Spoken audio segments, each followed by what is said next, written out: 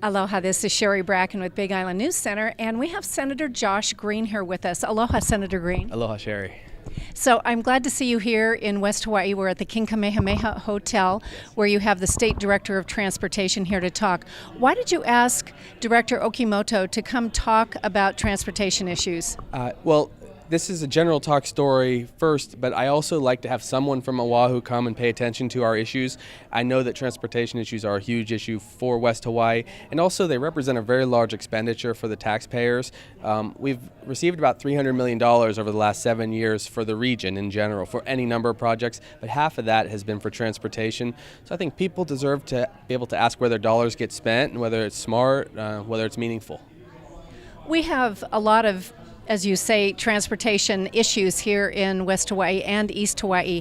And the first part of the Department of Transportation's responsibility is in fact state roads.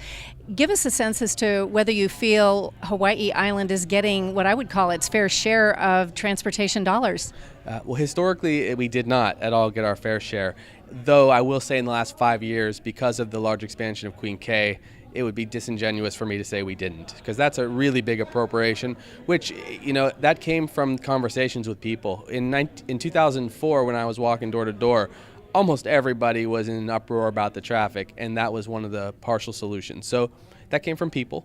And so now we are getting our fair share, but it's not always the right roads and at the right time, and there's delays and there are issues. So having the director come, I thought, would be kind of helpful.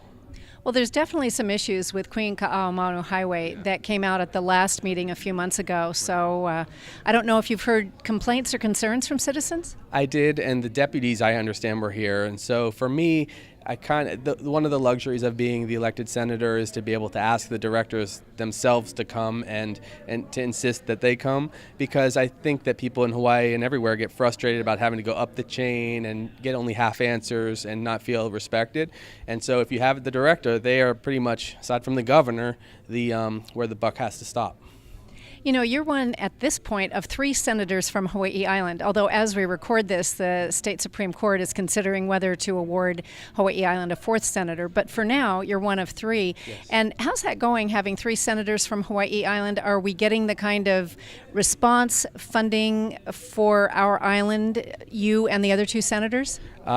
We're doing okay. Having a 4th senator would be good. It is a large area. My district, our district, because we're together, goes all the way from Hawi all the way down to Ocean View. It's an incredibly large stretch of land, and it's challenging.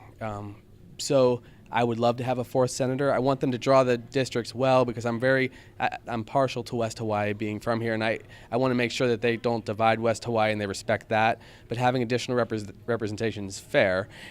Beyond that, it's a little awkward because 2 of the senior senators before took jobs in the administration, and I stayed. So I'm 41 years old, but I'm the most senior guy, which is it's a strange development. And I just do what I can, Do the 3 of you work together on Hawaii Island projects, or do you pretty well focus on your individual districts? We do. Overall, I support any projects that they come up with for East Hawaii or northern part of the island, just because I figure it's good jobs. A lot of our people work over there, and a lot of the East Hawaii folks work over here. My in-laws live in Hilo. My aunties also live here in Kona. So I figure it's all one island. I'm not going to fib, though. I mean, if there's a project that's very focused on West Hawaii, it's my responsibility to go for it. So I sit with the Governor's Council, and Democrats or Republicans or whoever calls me, if they want me to fight for some resource for us, like the community college or some new resource for roads or hospitals or this courthouse, the West Hawaii courthouse, I'm going to prioritize it. As you go into the next legislative session in January, what do you think the top few things are that you will focus on? There's the Healthcare Reform Act from the federal side has to be implemented in the state, which means that that's our way to get the rest of our individuals insurance. And also, we have to really reshape the way healthcare is financed, because just now you're seeing the hospitals on Oahu, 2 hospitals closed, HMC, East and West. That should never happen, and it should definitely never happen, or could never happen. We couldn't afford it on the neighbor islands because we have so little healthcare access. So I'm fighting to make sure that's implemented well. We are protected a little bit because our community hospitals are state subsidized, but again, it's taxpayers' dollars. They deserve a decent return for their dollars, and I want it to be done efficiently. So that's a big issue. I want to see the courthouse and the community college really brought to fruition. So that's financing for us here. There are a lot of big issues. We're emerging from the recession, so the budget won't be as tight, which means people should apply for grants and aid, but they should also look to their hearts and what matters most to them. If they want to see changes in the school system, I was meeting with teachers just before we spoke. They're worried that they can't take adequate maternity leave. Lots of issues like that will also always come up.